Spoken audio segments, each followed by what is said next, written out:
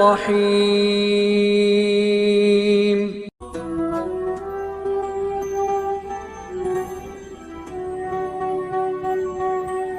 19 محرم الحرام سن 61 ہجری کو اہل بیت رسول کے لٹے ہوئے قافلے کو شام لے جانے کے لیے تیار کیا گیا، اور اس بار امام حسین علیہ السلام کے سر کو بھی دوسرے سروں کے ساتھ نیزے پر بلند کر کے لے جایا جا رہا تھا۔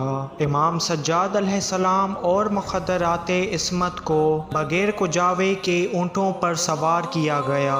امام سجاد علیہ السلام چونکہ اونٹ کی برہنہ پشت پر سنبھل نہ سکتے تھے، اسی لیے آپ کے پاؤں مبارک کو اونٹ کے پیٹ کے ساتھ باندھا گیا، اور اسی طرح ظلم و ستم کے ساتھ اس لٹے ہوئے قافلے کو شام لے جایا گیا۔ راستے میں اگر کوئی بچہ اونٹ سے گر جاتا تھا تو وہ سپاہیوں کے گھوڑوں کی ٹاپوں کے نیچے آ کر کچل کر شہید ہو جاتا تھا، یہاں تک کہ 64 بچے اسی طرح راستے میں شہید ہو گئے۔ اس بار اہل بیت رسول کو شام اس راستوں سے لے جایا جا رہا تھا کہ جہاں لوگوں کا زیادہ سامنا نہ ہو سکے اور اہل بیت رسول کے چاہنے والوں سے جنگ نہ ہو سکے۔ حضرت امام حسین علیہ السلام کا سر جو نیزے پر اب بھی قرآن پاک کی تلاوت کر رہا تھا، سر مبارک کو آگے آگے لے جایا جا رہا تھا، جس کے بعد تمام بنی ہاشم کے سر نیزوں پر بلند تھے، اور اس کے بعد دوسرے صحابہ کے سر نیزوں پر بلند تھے۔ امام زین العابدین علیہ السلام بھی زنجیروں میں جکڑے ہوئے اونٹ پر سوار تھے، اور ان کے پیچھے تمام بیبیاں اپنے بالوں سے چہرے کو چھپائے ہوئے اونٹ پر سوار تھیں۔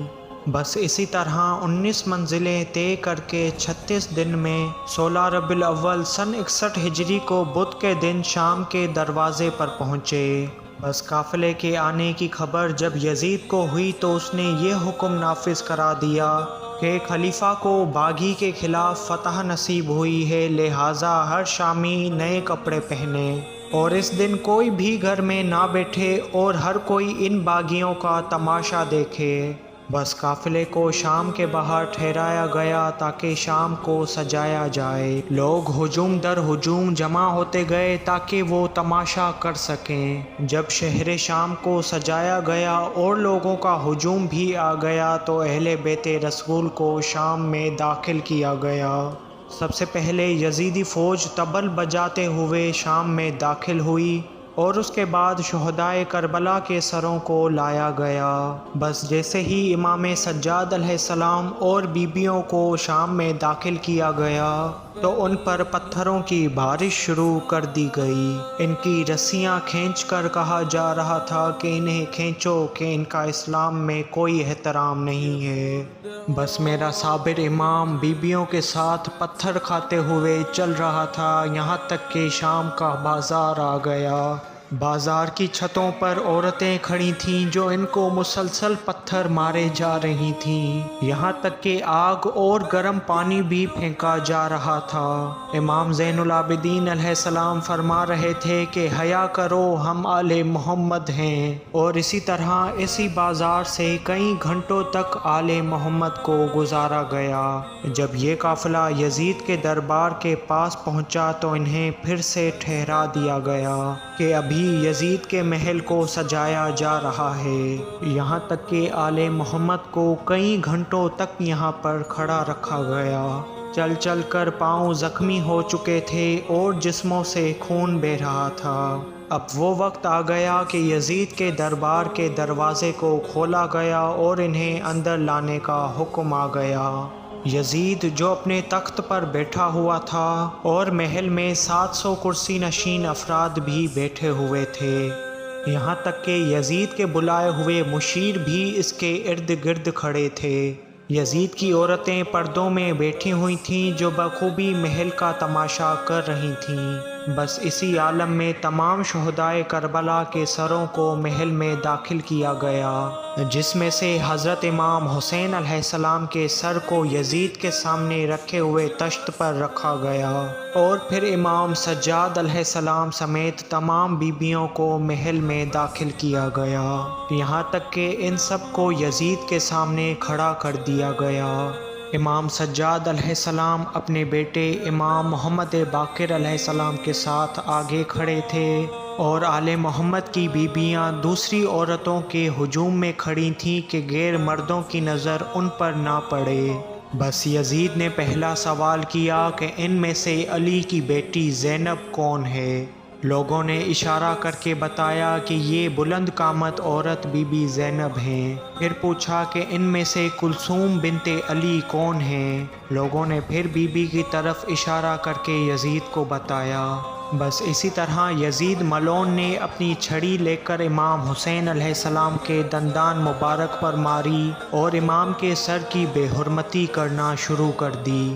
یہ منظر دیکھ کر بی بی زینب کبریٰ سلام اللہ علیہا کو جلال آ گیا اور انہوں نے اپنا تاریخی خطبہ ارشاد فرمایا، جس کے بعد یزید امام سجاد علیہ السلام کی طرف متوجہ ہو گیا اور اس ملعون نے اپنے کرائے کے خطیب کو حکم دیا کہ وہ ممبر پر آ کر ابو سفیان، معاویہ اور بنی امیہ کی جھوٹی شانیں بیان کرے۔ لہٰذا اس نے ایسا ہی کیا اور ممبر پر جا کر اس نے بنی امیہ کی جھوٹی تعریفیں کرنا شروع کر دیں۔ یہ سن کر مولا امام سجاد علیہ السلام نے فرمایا کہ اے شخص، تم نے مخلوق کو راضی کر کے خدا کو ناراض کر دیا۔ اس کے بعد آپ علیہ السلام نے فرمایا کہ اے یزید، مجھے اجازت دے کہ میں اس لکڑیوں کے ڈھیر پر کچھ کہہ سکوں۔ یزید جو پہلے ہی بی بی زینب سلام اللہ علیہا کے خطبے سے ڈر چکا تھا، اس ملعون نے منع کر دیا، لیکن مشیروں نے کہا کہ اے یزید، اس کو اجازت دے دو کہ یہ کیا کہے گا جو بیمار ہے۔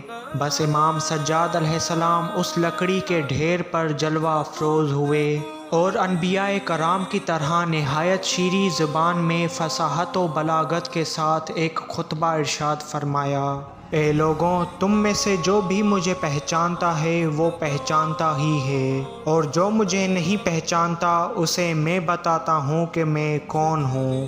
سنو، میں علی بن حسین بن علی بن ابی طالب ہوں۔ میں اس کا فرزند ہوں کہ جس نے حج کیے ہیں۔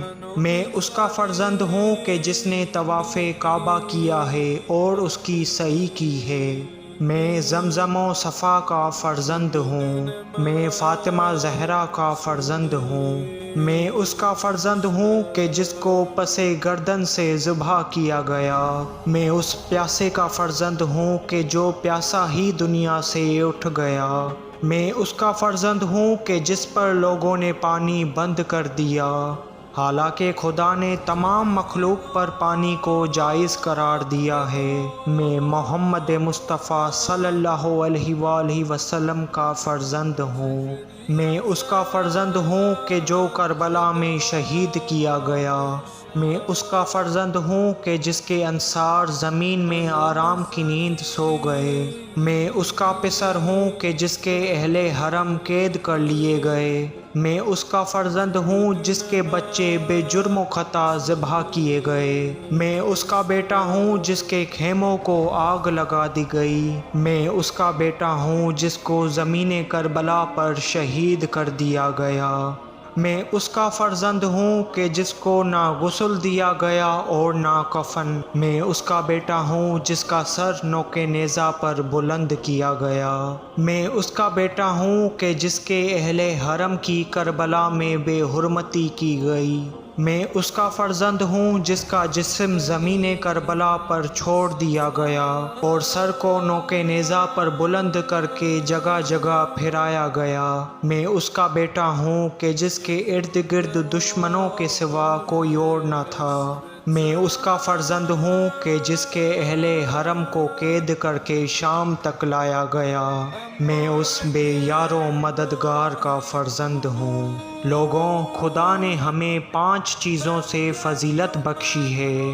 خدا کی قسم، ہمارے ہی گھر میں فرشتوں کی آمد و رفت رہی اور ہم ہی معدن نبوت و رسالت ہیں۔ ہماری ہی شان میں قرآن کی آیتیں نازل ہوئیں اور ہم نے ہی لوگوں کی ہدایت کی۔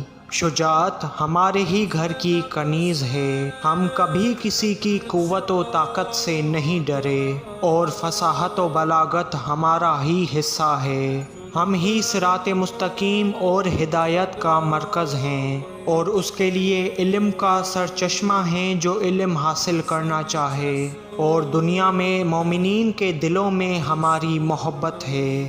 ہمارے ہی مرتبے آسمانوں اور زمینوں پر بلند ہیں، اگر ہم نہ ہوتے تو خدا دنیا کو ہی پیدا نہ کرتا۔ ہر فخر ہمارے فخر کے سامنے پست ہے۔ ہمارے دوست روز قیامت سیرو سیراب ہوں گے، اور ہمارے دشمن روز قیامت میں بدبختی میں ہوں گے۔ جب لوگوں نے امام سجاد علیہ السلام کا یہ کلام سنا تو سب رونے لگے، اور ان کے رونے کی آوازیں محل میں گونجنے لگیں۔ یہ حال دیکھ کر یزید گھبرا اٹھا کہ کہیں کوئی فتنہ کھڑا نہ ہو جائے، اور اس نے امام سجاد علیہ السلام کے خطبے کو روکنے کے لیے مؤذن کو حکم دیا کہ اذان شروع کر دے اور کلام مولا سجاد علیہ السلام کو منقطع کر دے۔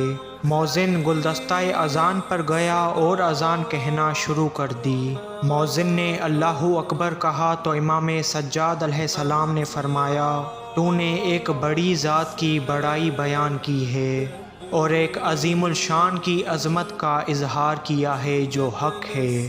مؤذن نے اشہد ان لا الہ الا اللہ کہا تو امام علیہ السلام نے فرمایا، میں بھی اس مقصد کی ہر گواہ کے ساتھ گواہی دیتا ہوں۔ جب مؤذن اشہد ان محمد رسول اللہ تک پہنچا تو امام سجاد علیہ السلام رونے لگے، اور سر اٹھا کر یزید ملعون کی طرف دیکھ کر فرمانے لگے، اے یزید، تجھے خدا کا واسطہ دے کر پوچھتا ہوں کہ بتا، حضرت محمد مصطفیٰ صلی اللہ علیہ وآلہ وسلم میرے نانا تھے یا تیرے؟ یزید نے کہا کہ آپ کے نانا تھے۔ تو امام علیہ السلام نے فرمایا، پھر کیوں تو نے ان کے اہل بیت کو شہید کر دیا؟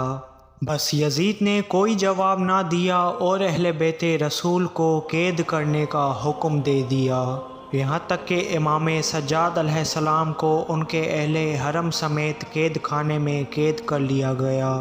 سید الساجدین زین العابدین حضرت امام علی ابن الحسین علیہ السلام کی زندگی پر مبنی میری اس ڈاکومنٹری ویڈیو کا 5واں پارٹ تھا۔ اسی طرح کی ویڈیوز دیکھنے کے لیے ہمارے چینل اہل بیت راہ نجات کو لازمی سبسکرائب کریں۔ اللہم صل علی محمد